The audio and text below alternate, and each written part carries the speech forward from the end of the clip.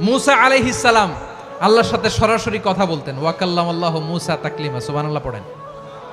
আওয়াজ তুলে সবাই বলেন সুবহানাল্লাহ। এখন বনি ইসরাইল হচ্ছে পৃথিবীর সবচেয়ে গোয়ার জাতি।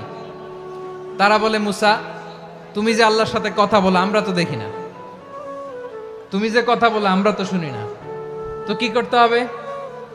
বনি ইসরাইল বলে, আমাদের মধ্য থেকে 70 জন নিয়ে যাইতে হবে তুর পাহাড়ে। ওরা আয়সা যদি কয় হয় আমরা শুনছি, তাহলে বিশ্বাস করব। কত বড় ডাকাত দেখছেন বনি ইসরাইল। এদের চেয়ে গোয়ার জাতি নাই। এত গোয়ার তুমি করেছে মুসা আলাইহিস সালামের সাথে। তুমি যে আল্লাহর সাথে কথা বলে আমরা তো দেখি, কি করব? 70 জন আমাদের বন্ধু বান্ধব যে যদি দেখে, তারা বললে ওকে আস, 70 জন আস। 70 জন নিয়ে গেল। মুসা আলাইহিস সালাম হারুন আলাইহিস সালামকে খেলাফা দিয়ে গেলেন, আল্লাহ ওনাকে নবী বানালেন।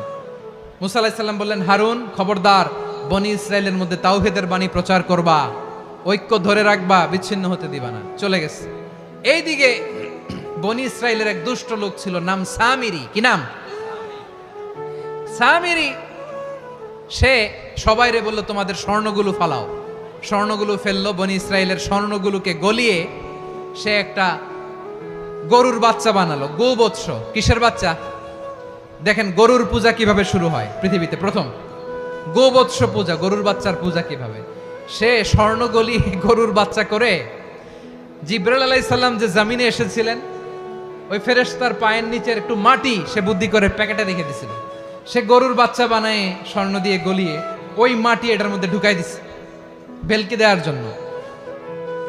স্বর্ণ দিয়ে বানানো গোবৎস গরুর বাচ্চার গায়ে যখন সেই মাটি ছুঁড়ে দেয়া হলো, এখন বাছুরের ভেতর থেকে ভ্যাঁ ভ্যাঁ আওয়াজ আসতেছে। কি আসতেছে?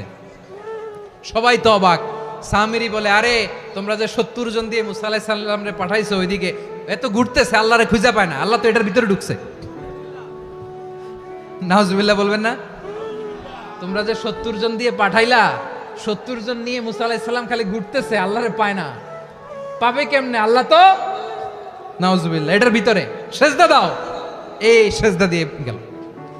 আল্লাহর নবী হারুন আলাইহিস সালাম বললেন, খবরদার, এটা সুস্পষ্ট শিরক।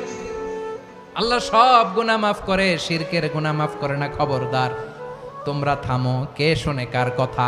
এই যে যেমন এখন আপনারা আমার কথা শুনতেছেন না? শুনতেছেন?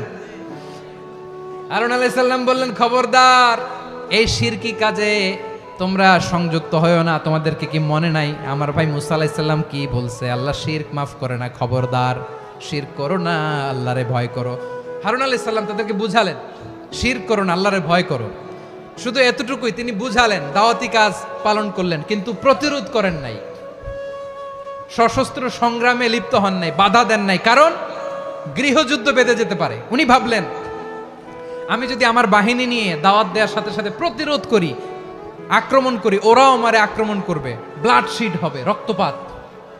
এমন অবস্থা হবে বনি ইসরায়েলের মধ্যে, যেটা হয়তো আমার ভাই মুসাও কন্ট্রোল করতে পারবে না। সুবহানাল্লাহ কইবেন না? এক একজন নবীকে আল্লাহ তাআলা কি ইন্টেলেক্ট দিয়ে পাঠিয়েছেন। তিনি ভাবলেন, আমি দাওয়াতি কাজটাই করি, এটা যে হারাম এটা থেকে শুধু বারণ করি, কিন্তু প্রতিরোধ না করি। আমি যদি ঐক্য ধরে রাখতে পারি, বাকিটা আমার ভাই সামলে নেবে। সুবহানাল্লাহ। হারুন আলাইহিস সালাম প্রতিরোধ করলেন না। বনি ইসরায়েলের মধ্যে গৃহযুদ্ধ বেঁধে যাওয়ার আশঙ্কায় প্রতিরোধ করলেন না, আক্রমণ করলেন না, শুধু দাওয়াত দিলেন।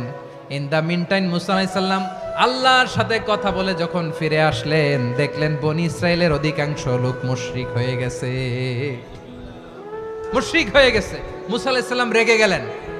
রেগে প্রথমে বনি ইসরায়েলদেরকে অ্যাটাক না করে ভাইয়ের দাড়ি ধরলেন। হারুন আলাইহিস সালামের দাড়ি আর চুল। মেজাজি নবী ছিলেন।